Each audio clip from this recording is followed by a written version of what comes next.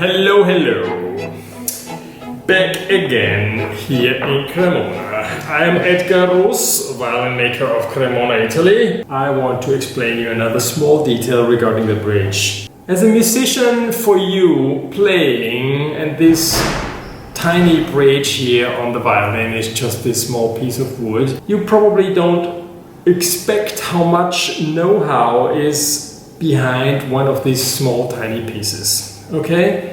Such a great piece, you wouldn't even imagine. Okay? So when we talk about now an economic beginner instrument, you're probably wasting time. Okay? Because a certain level of instrument doesn't have all things done in a certain way that this precise bridge on such an instrument would affect a sound improvement. Okay? So you have to qualify for certain things on a certain level. And so here we are in Cremona, and people are dedicating their lives to create extremely nice looking and extremely well sounding instruments. Every maker has his own idea how it should be, and that's great. So you have 160 different choices when you come here to Cremona. Okay, and I'm one of those. Let's go back to this point. The bridge is a small piece of maple, cut it in a specific way, and this tiny piece of bridge is a little bit like a mechanical part on the structure of an instrument, which is moving very fast as the sound, the frequency of the sound you are playing or producing music. Okay? So don't underestimate this tiny piece of wood. If you play like this with the bridge, it's impressive of how it has joy of vibrating. Okay? Now I have also here a double bass bridge and a cello bridge, because on the video probably you wouldn't see enough on a small violin or viola bridge. The point is how the instrument is actually being made with the neck angle, the body, and then here down. You can see that here it is a little bit more angle and here's a little bit less. So the bridge is meant to be exactly splitting this angle into equal parts. I think it is very good to get the maximum out of your instrument, that it is exactly splitting the angle into equal parts. In order to do so, the bridge, now I just showed you the violin, and this one is like close to straight, and then there's the bridge, and then this one is now a little bit exaggerated down like this, right? And in order to make this one part and the second part, we have here the bridge, and let's cut it in two, okay? So the bridge is somehow something a little bit like this and like this. Yeah? This one, let's make it dark blue. This is now our bridge. Okay, let's see it in real life.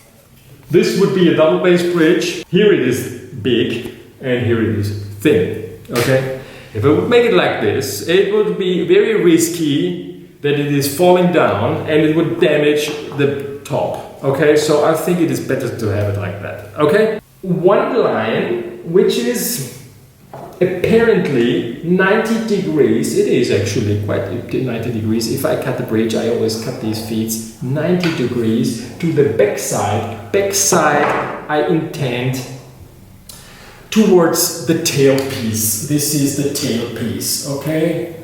This here is our tailpiece. So I cut the bridge feet 90 degrees to the top. Then I have a certain thickness of the feet, and then I make it thinner to the upper part. Where I want to arrive today is actually how I get this upper line. And this seems just a piece of bridge, you know, so okay, cut me this bridge. How long does it take to cut the bridge? I probably, for a violin bridge, let's say if you give me 4 hours, I feel happy that I have the time to do it the way I want to do it. And then I can guarantee for the result. And then I'm sure that your instrument would sound better. To make a bridge, you have the problem, the Violinmaker, this is now carton. 2 pieces. In the beginning, this bridge is something like this, maybe a little bit like this, okay? I have to try in order that you can see it. I just invented me this idea of how to show you. So this is the line which I make 90 degrees. Here this is a square. This is my side on the back side, and this is my front side, right? And so this one is like this, and then it is a little bit like this, okay? So now here this gap in between stands for my thickness of the bridge, okay? And it is very easy to make a straight line, which is perfect to you, with 2 straight pieces of paper, yeah? Now, our reality is a little bit more difficult. Hope I didn't damage your cello. No. Because, as you might see, our bridge has a curve on the back side and on the front side. This set, let's say, is now our bridge, just for demonstration. So here's our angle. We cut the feet on 90 degrees. Okay? Bridge is like this. And this is our front side, okay? And then you incline it like this, okay? And now what I want to show you is that here in the center it is very thin, but towards the corners it becomes larger, okay? So if I would now make a bridge really very, very fancy, not in 15 minutes, but let's say in 8 minutes, then your bridge would be thin in the middle and large on the corners, right? So the A and the G and the E string on the violin, or the A and the C string on the viola, or the A and the D string on the cello, and on would be thicker, but we don't want that. No, we have to adjust that.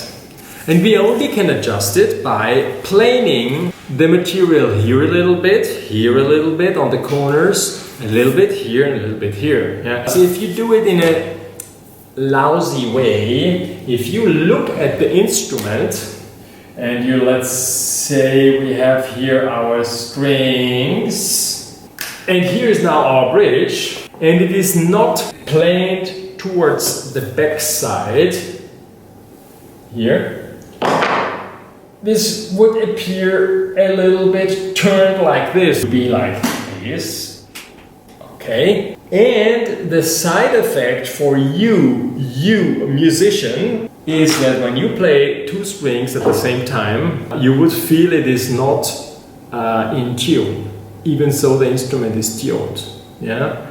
Because the E string is longer than the A string, or the G string is longer than the D string. So what we want is to have now this is actually bad that I did it here in green, I have to make it red.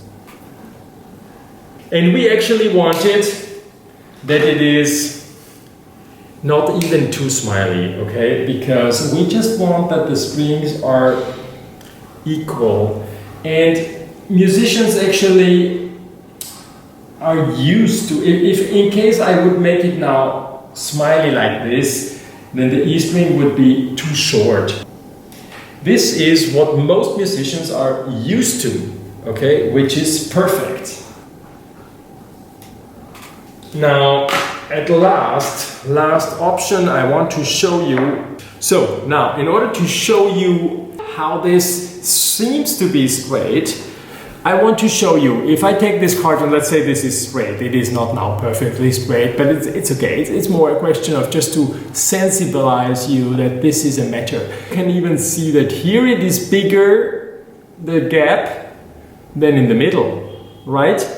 And this is because I have to avoid that this one is not smiling, okay? So I plane on the back side of the bridge here and here, and then I plane also on the front side. Here you can see it even more, okay? And all together, then at the very end, I want that this appears to you when you look at the instrument as a straight line. The thickness of a double bass is like here, it's 4 millimeters. On a cello, I would go on 2.4 millimeters. This is my measurement, okay? And on a viola, I would say 1.6 millimeters, and on a violin, I would say it would be very good if it is between, or I give you 0.2 of a millimeters. So on a professional violin, 1.2. On an average instrument, which always has to be perfect condition, 1.4. Okay. In order to plane this, it's not enough just to plane it and make it.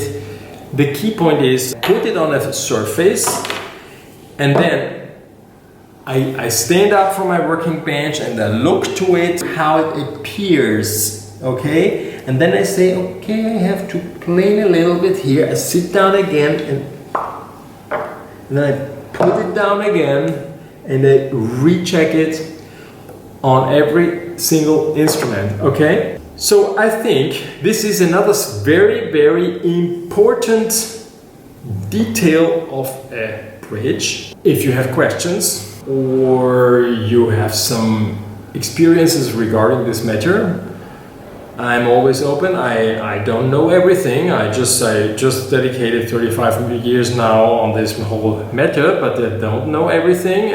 So many things still to learn, and I want to learn from you as well. So write down below all your comments, and I'm really curious. Subscribe to my channel, subscribe to my newsletter, push the bell button, and see you next time. Okay? Bye bye, have fun, bye bye.